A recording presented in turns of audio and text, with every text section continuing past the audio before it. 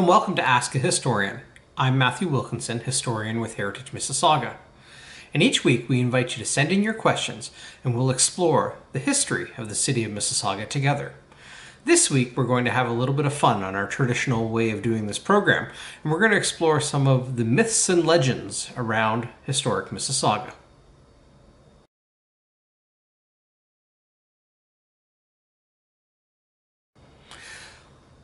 One of the common questions we receive at Heritage Mississauga revolves around Mississauga's connection to Laura Secord.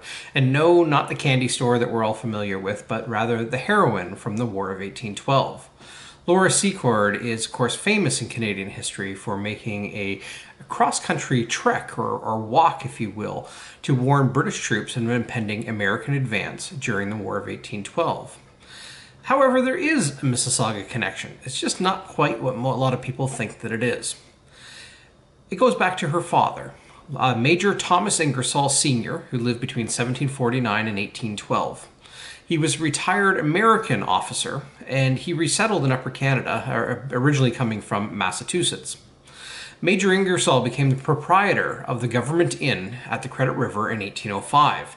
And he served there until his death in 1812, just prior to the outbreak of the War of 1812. And so we do have this family connection to Laura Secord herself, in that her father and some of his children resided here in what is Mississauga, down at the mouth of the Credit River, in what today is Port Credit. Major Ingersoll was married 3 times. His first wife, Elizabeth Dewey, had 4 children. Laura was the eldest, and she, of course, becomes famous during the War of 1812. The other children from Thomas's first marriage included, of course, Laura, Elizabeth, Myra, and Abigail, 4 daughters. His second wife was named Mercy Smith, and they had no children together. His third wife, Sarah Whiting, had 7 children with Thomas Ingersoll, and they included Charles, Charlotte, Appy, Thomas Jr., Samuel, James, and then Sarah, who was the last child born and the first child born to the family when they were residing at Port Credit. It was this third family, if you will, the half-siblings of Laura Secord, consisting of Thomas and his wife Sarah, that is his third wife, Sarah Whiting, and her children, that settled at the Government Inn at the Credit River in 1805. Thomas and Sarah's sons, Charles and Thomas Jr., of course, they're half-siblings of Laura Secord. They were both active in the militia during the War of 1812 and served with the militia during the war. Charles also briefly served as a proprietor of the Government Inn following the death of his father. So there is this family connection. Laura Secord was related to, was the daughter of the innkeeper at Port Credit at the time of the outbreak of the War of 1812. Did Laura ever visit here? We do not have that information. She certainly, the families would have known each other and certainly knew of each other. Charles and his brother Thomas go on to found the town of Ingersoll near London, Ontario today, named in honor of their father. And so we do know that there are connections between the half siblings. Of course, Laura, the eldest child from the first marriage, was quite a bit older than her half siblings who served during the war. So it is the history is fascinating, in that there is this real link between Laura and Port Credit, historic Mississauga. But whether or not Laura herself was ever here, we cannot say that for certain. So always fascinating to look back and kind of peel back the layers of history and see what the facts are underneath.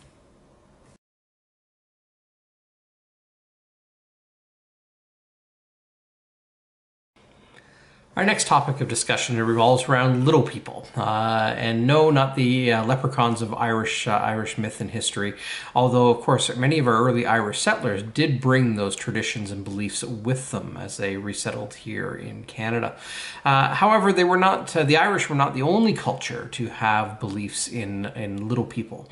The indigenous Mississaugas had their own traditions, and for the Mississaugas, their world was very much entwined with the spirit world, both in terms of nature and animals. They were guided by and interacted with spirits, and the Mississaugas held them in great reverence and respect. The Mississaugas had a belief around the Memegwaans, or little people, sometimes referred to as fairies, and they were seen as small riverbank-dwelling water spirits. They were generally harmless creatures, but sometimes they were mischievous, and they could blow canoes astray or steal things when not shown proper respect. There were even some traditions around stealing of firearms and shooting them off indiscriminately.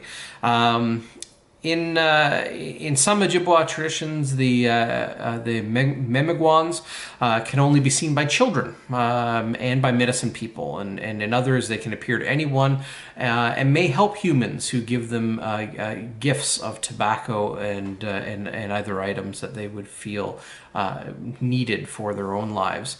Most often, the Memegwaans were described as being child-sized and hairy with a large head and a strange voice that sounded like the whine of dragonflies. Memegwaans were little people without a definitive form, but they, according to many Ojibwa traditions, they carried a soft spot for children and would often approach a child who seemed upset or injured or lost, and they would help to protect them and guide them until help or company arrived. If an adult were to see one, they would often run and hide, sometimes screaming hysterically before vanishing in the blink of an eye. They were kind of viewed as the protectors of lost children, and so the Memegwaans were an important element of spirituality for the indigenous Mississaugas. And again, it was not our early Irish settlers who were the only ones that had traditions around the little people.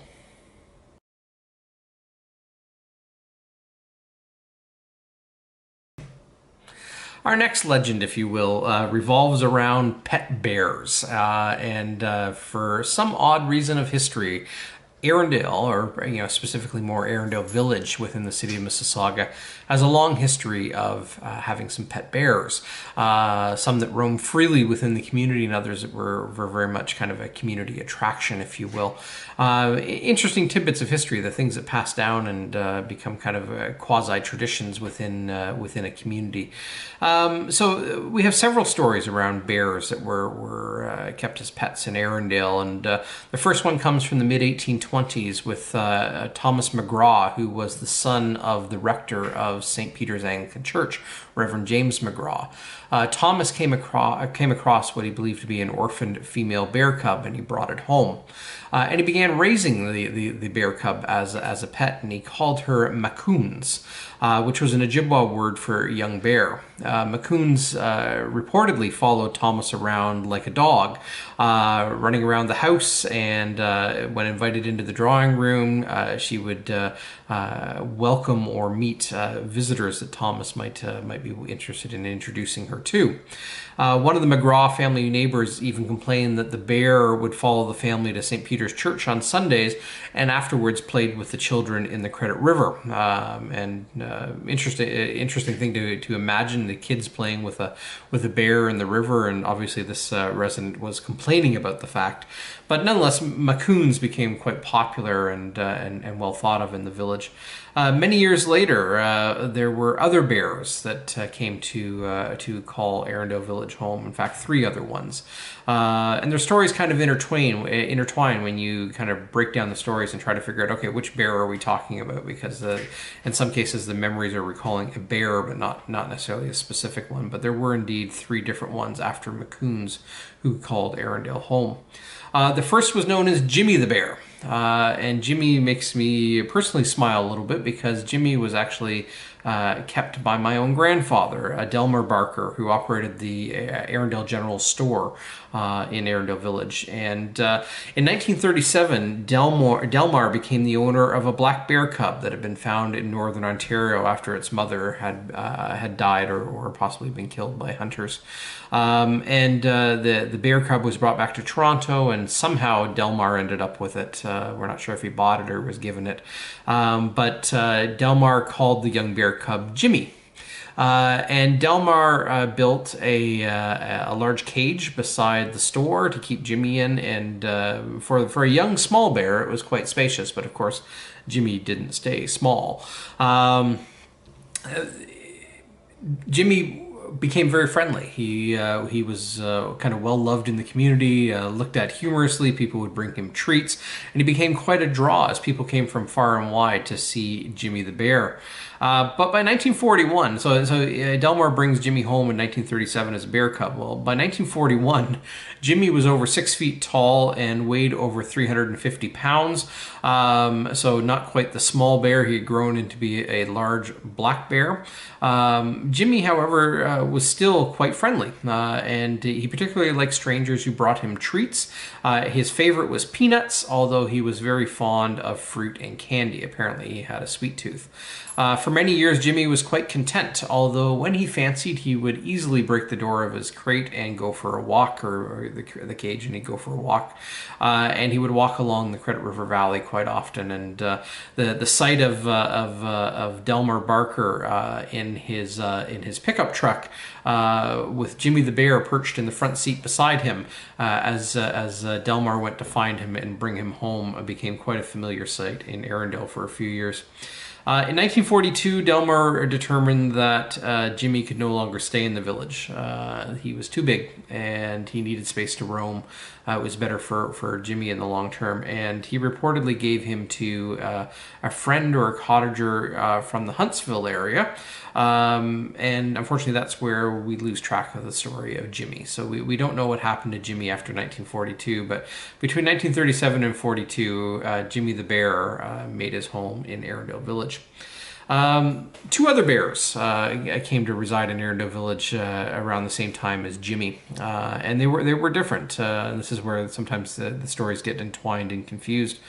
In the late 1930s until 1951, Arundel was home to two bears called Bruno and Master Bear, and they were both very tame and mild, as the story goes, and they were favorites with children, but they belonged to Miles Park Farm, which was a small zoo just to the west of the village.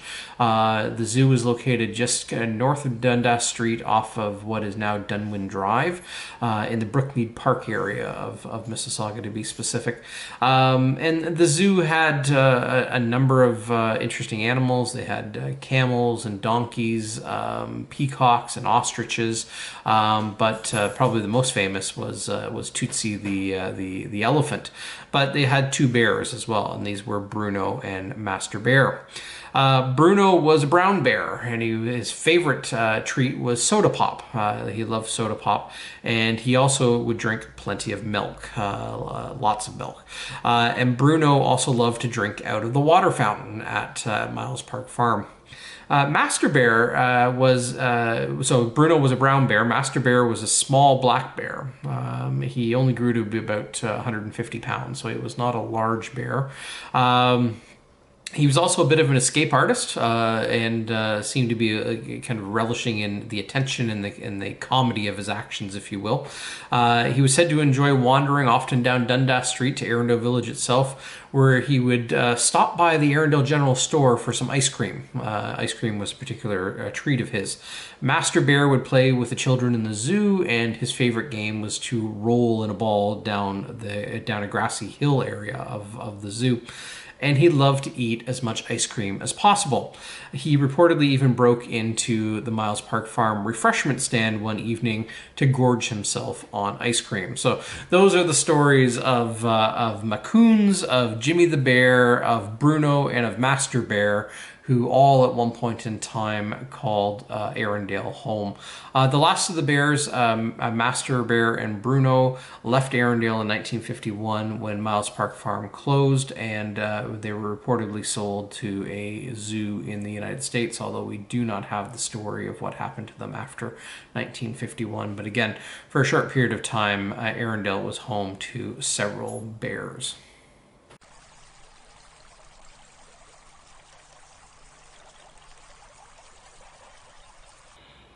Our next legend revolves around the myth of rebel gold, and nothing quite gets the imagination going like the thought of buried gold in our community. Back in 1837, during the tumultuous times of the rebellion of 1837, and following the uprising, or the attempted uprising at Montgomery's Tavern on December 7th, 1837, the would-be rebels fled into the countryside, trying to escape capture and persecution. Some rebels simply returned home, while others, seeking to flee persecution and find refuge in the United States, sought shelter and aid along their respective routes of travel. According to an interview collected in the 1930s by the famed historian William Perkins Bull, one rebel sought shelter, at least for one evening, with the King family of Mount Charles. Mount Charles was a historic lost village community in Mississauga, located around Dairy Road and Dixie Road area in the what is now the city of Mississauga.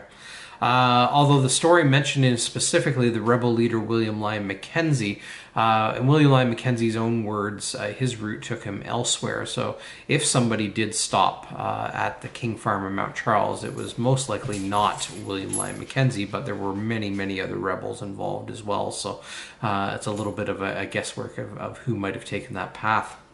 So just in terms of the story of gold and 1837, at the time of the rebellion of 1837, the King family of Mount Charles owned a 100-acre farm on the northeast corner of Derry and Dixie Roads. At that time, the family consisted of Charles King Sr., his wife Elizabeth, and their children Mary Ann, George, William, Charles Jr., Henry, Elizabeth, Harriet, Edward, Sarah, James, and Rachel, ranging in ages from 17 years to a newborn. Talk about a big and growing family. But the patriarch, Charles Sr., Charles King Sr. himself, did not take part in the rebellion, although he was sympathetic to the reform cause. He likely would have been persuaded by the fact that he had such a large and young family at home. So according to a story, either William Lyon Mackenzie himself or another leader in the rebel cause sought shelter from the King home in Mount Charles, while soldiers loyal to the British Crown scoured the countryside looking for the rebels. The story recounts that the rebel leader buried a pot of gold. I love the stories of a pot of gold, but buried a pot of gold on the hillside below the King farmhouse in order to keep it out of hands of those who opposed the reformers' cause. Reportedly, this gold was supposed to pay compensation to the rebels who turned out to support the rebel cause.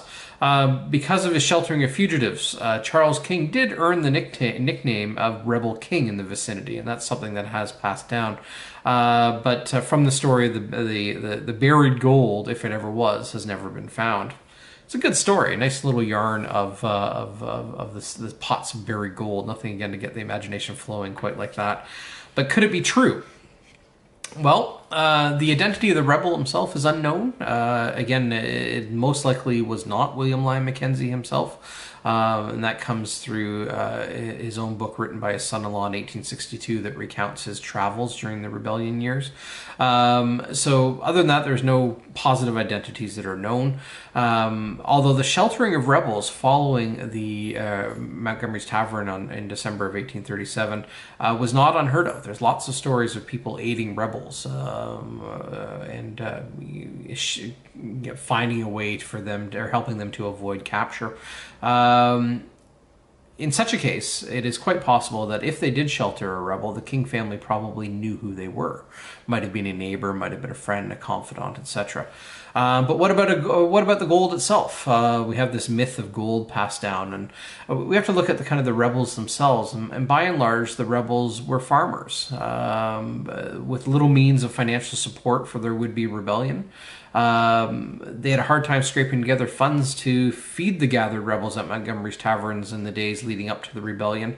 And while the rebels certainly could have gathered some funds that they secreted away during their flight, a veritable pot of gold seems quite unlikely.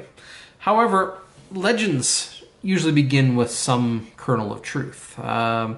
Although Stanley Baldock did not provide the source of information, Stanley Baldock was the fellow who was interviewed in the 1930s and recounted the story of rebel gold. Although he didn't give the source of his information, it is possible, given the ownership of the former King farm, that stories passed down from owner to owner. Stanley himself, who related the story, was born in 1893, more than 50 years after the events of 1837. It is possible that the story of sheltering rebels had expanded over time just through the telling of stories and kind of legends growing. Stanley himself came to own the former King Farm many, many years later. Perhaps money was left in safekeeping with the King family, and over time, that story of the rebel king and safeguarding funds associated with the rebellion expanded over time to become a pot of gold. We don't know. However, to the best of our knowledge, no gold has ever been verified, nor has gold been found. But we do have this myth, this legend of buried rebel gold from the rebellion of 1837 that was recounted as a story some 100 years after the fact. So nothing quite like a pot of gold to whet the appetite.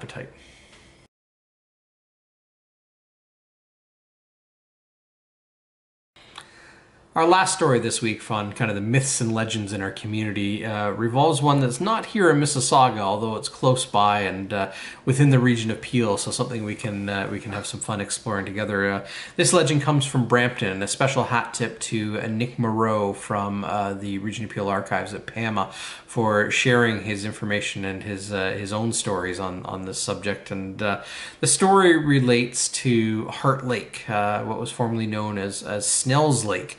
Up in Brampton, and many of you may have gone to the Heart Lake Conservation Area today, and if you do, maybe tuck the story of this legend back in the pockets of your mind and recount it the next time you stare across the dark, still waters of Heart Lake. In 1938, William Perkins Bull, the noted Peel historian, wrote a book From Amphibians to Reptiles, and in it he recounted a story that had been passed down to him in his research for the book itself. And I quote, this again from 1938, Colonel A.E. Taylor, who owns Heart Lake, tells of strange subaquatic disturbances which rustics ascribe to a survival or revival of some prehistoric monsters. It is claimed that the water has been seen to spurt 15 feet or more into the air, somewhat as a whale sprouts, but not in a single fountain. The moving column seems to plow through the water for 15 or 20 feet horizontally at great speed, so natives believe that it is produced by a moving animal. Yes, we have this legend, this story that is passed down about a sea serpent or a water monster in Heart Lake up in Brampton. Many people, including the Taylor family, the Taylor and his family, claim to have seen the serpent, but descriptions are vague and incoherent. Stories such as this, in many ways, according to Perkins Bull, and it's hard to refute it, but stories such as this belong to fiction rather than to scientific treatise. But the historian cannot resist making passing reference. So that was to Perkins Bull writing in 1938, and here's another local historian today recounting the same story. And again, a special thanks to PAMA for sharing their references to this. Perhaps contributing to the stories, Bull noted that the lake was once considered bottomless. That, of course, has been proven false. It says no more than, I think, 30 to 50 feet at its deepest point. According to the Toronto Region Conservation Authority, which now manages the park, has an average depth of 16 to 19 feet and a maximum depth, again, of 32 to 50 feet. So, again, not bottomless, no evidence of a sea monster, but it didn't stop some wondering minds and an interesting artist. The creature was illustrated for Perkins Bull's manuscript by Helen Kempt, who worked at the Art Gallery of Toronto, now the Art Gallery of Ontario. So, those myths and legends are all around us, and the things that make us peer curiously into kind of the dark waters, if you will, or back in time to wonder at the stories that have been passed down over time, and why things get passed down. There's usually a kernel of truth into some of the myths and legends that get passed down, and so it's always an interesting way to explore our history.